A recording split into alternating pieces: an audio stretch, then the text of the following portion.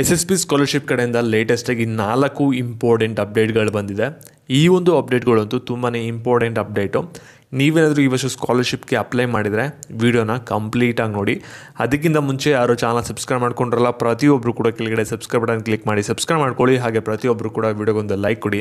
ಯಾಕೆ ನೀವು ಕೊಡೋ ಒಂದು ಲೈಕ್ ಒಂದು ಸಬ್ಸ್ಕ್ರೈಬಿಂದ ನಿಮಗೆ ಇದೇ ರೀತಿ ಕಂಟಿನ್ಯೂಸ್ ಆಗಿ ಅಪ್ಡೇಟ್ಸ್ ನೀಡಬಹುದಾಗಿರುತ್ತೆ. ಇಲ್ಲಿ ನಾವು ಡೈರೆಕ್ಟಾಗಿ ವಿಡಿಯೋ ಬಗ್ಗೆ ಬರೋದಾದರೆ ಇಲ್ಲಿ ಫಸ್ಟ್ ಒಂದು ಅಪ್ಡೇಟ್ ಬಂದ್ಬಿಟ್ಟು ಲಾಸ್ಟ್ ಡೇಟ್ ಬಗ್ಗೆ. ಇಲ್ಲಿ ಮೆಡಿಕಲ್ ಸ್ಟೂಡೆಂಟ್ಸ್ಗೆ ಲಾಸ್ಟ್ ಡೇಟ್ನ ಎಕ್ಸ್ಟೆಂಡ್ ಮಾಡಿದ್ದಾರೆ. ಇಲ್ಲಿ ನೀವು ಮೇ 31ನೇ ತಾರೀಕುವರೆಗೂ ಕೂಡ ಸ್ಕಾಲರ್ಶಿಪ್ನ ಅಪ್ಲೈ ಮಾಡ್ಬೋದಾಗಿರುತ್ತೆ. ಮೆಡಿಕಲ್ ಮತ್ತು ಆಯುಷ್ ಸ್ಟೂಡೆಂಟ್ಸು ಮತ್ತು ಇದ್ರ ಜೊತೆಗೆ ಲೇಬರ್ ಸ್ಕಾಲರ್ಶಿಪ್ನ ಯಾರು ಅಪ್ಲೈ ಮಾಡಬೇಕು ಅಂತ ಇರಲ್ಲ ನಿಮಗೂ ಕೂಡ ಲಾಸ್ಟ್ ಡೇಟ್ ಬಂದ್ಬಿಟ್ಟು ಇದೇ ತಿಂಗಳಲ್ಲ ಮೇ 31ನೇ ತಾರೀಕು ಲಾಸ್ಟ್ ಡೇಟ್ ಆಗಿರುತ್ತೆ. ಮತ್ತು ನಿಮ್ಗೆ ಏನಾದರೂ ಒಂದು ಸ್ಕಾಲರ್ಶಿಪ್ ಬರಬೇಕಂದ್ರೆ ಫಸ್ಟ್ ನೀವು SSP ಸ್ಕಾಲರ್ಶಿಪ್ ಪೋರ್ಟಲಲ್ಲಿ ನಾರ್ಮಲಾಗಿ ಸ್ಕಾಲರ್ಶಿಪ್ನ ಅಪ್ಲೈ ಮಾಡಬೇಕು. ಮತ್ತು ಇದ್ರ ಜೊತೆಗೆ ನಿಮ್ಮ ಹತ್ರ ಲೇಬರ್ ಕಾರ್ಡ್ ಇರಬೇಕು. ಮತ್ತು ನಿಮ್ಮ ಹತ್ರ ಲೇಬರ್ ಕಾರ್ಡ್ ಇದೆ ಅಂದರೆ ನೀವು ಆನ್ಲೈನಲ್ಲಿ ಹೋಗ್ಬಿಟ್ಟು ಈ ಲೇಬರ್ ಕಾರ್ಡ್ ಅಂತ ಬರುತ್ತೆ ಅದನ್ನ ಆ್ಯಕ್ಟಿವೇಟ್ ಮಾಡಿದರೆ ಮಾತ್ರ ನಿಮಗೆ ಲೇಬರ್ ಸ್ಕಾಲರ್ಶಿಪ್ ಅಮೌಂಟ್ ಬರುತ್ತೆ. ಮತ್ತು ನೆಕ್ಸ್ಟ್ ಒಂದು ಅಪ್ಡೇಟ್ಗೆ ಹೋಗೋಕ್ಕಿಂತ ಮುಂಚೆ ಒಂದು ವಿಷಯ, ಇಲ್ಲಿ ನಮ್ಮ ವೆಬ್ಸೈಟ್ ಆ್ಯಕ್ಟಿವೇಟ್ ಆಗಿದೆ. Description box comment section link ಇರುತ್ತೆ, ಕ್ಲಿಕ್ ಮಾಡಿ ರಿಜಿಸ್ಟರ್ ಮಾಡ್ಕೊಳ್ಳಿ. ಅಲ್ಲಿ ನಿಮ್ಮ ಬುಕ್ಸ್ ಯಾವುದೇ ಹಳೇದಿದ್ರು ಅದನ್ನು ನೀವು ಅಲ್ಲಿ ಸೇಲ್ ಮಾಡ್ಬೋದಾಗಿರುತ್ತೆ. ಮತ್ತು ನಿಮ್ಗೆ ಏನೇ ವಸ್ತು ಬೇಕು ಅಂದರೂ ಕೂಡ ಅಲ್ಲಿ ಯೂಸ್ಡು ಅಲ್ಲಿ ಬೈನು ಕೂಡ ಮಾಡ್ಬೋದಾಗಿರುತ್ತೆ. ಬುಕ್ಸ್ ಮತ್ತು ಎಲೆಕ್ಟ್ರಾನಿಕ್ಸ್ ಐಟಮ್ಸ್ನ ಯೂಸ್ ಮಾಡ್ಕೊಳ್ಳಿ.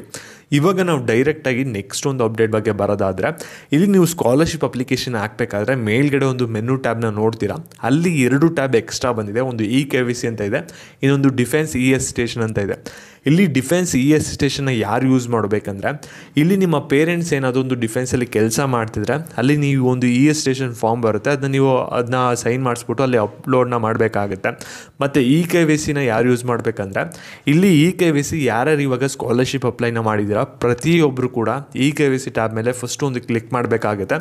KYC ಬಟನ್ ಮೇಲೆ ಕ್ಲಿಕ್ ಮಾಡಿದಾಗ ಅಲ್ಲಿ KYC ಈಸ್ ರಿಕ್ವೈರ್ಡ್ ಅಂತ ಏನಾದರೂ ತೋರಿಸಿದೆ ಅಂದರೆ ಅಲ್ಲಿ ನೀವು KYCನ ಅಪ್ಡೇಟ್ ಮಾಡಬೇಕಾಗುತ್ತೆ. ಅಂದರೆ ಸಿಂಪಲ್ಲು ನಿಮ್ಮ ಆಧಾರ್ ಅಥೆಂಟಿಕೇಷನ್ನ ಕೊಡಬೇಕಾಗುತ್ತೆ SSP ಸ್ಕಾಲರ್ಶಿಪ್ಗೆ.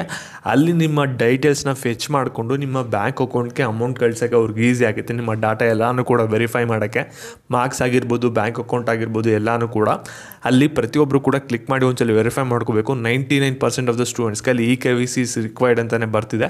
ನೀವು ಪ್ರತಿಯೊಬ್ಬರು ಕೂಡ KYCನ ಮಾಡಿಸ್ಕೊಳ್ಳಿ ಫಸ್ಟು. ಮತ್ತು ಎಷ್ಟೊಂದು ಜನ ಕೇಳ್ತಾ ಇದ್ದೀರಾ ಈ ವರ್ಷ ಸ್ಕಾಲರ್ಶಿಪ್ ಅಮೌಂಟು ಯಾವಾಗ ಬರುತ್ತೆ ಅಂತ. ಅದ್ರ ಬಗ್ಗೆ ನಿಮಗೆ ಶಾರ್ಟ್ಲಿ ಕನ್ಫರ್ಮೇಷನ್ನ ಕೊಡ್ತೀನಿ ನಿಮಗೆ. ಮತ್ತು ಇದೇ ರೀತಿ ಅಪ್ಡೇಟ್ಸ್ಗಾಗಿ ಚಾನಲ್ ಸಬ್ಸ್ಕ್ರೈಬ್ ಮಾಡ್ಕೊಳ್ಳಿ. ಹಾಗೆ ವಿಡಿಯೋಗೊಂದು ಲೈಕ್ ಕೊಟ್ಬಿಟ್ಟು ಎಲ್ಲರಿಗೂ ಕೂಡ ಶೇರ್ ಮಾಡಿ. Thank you.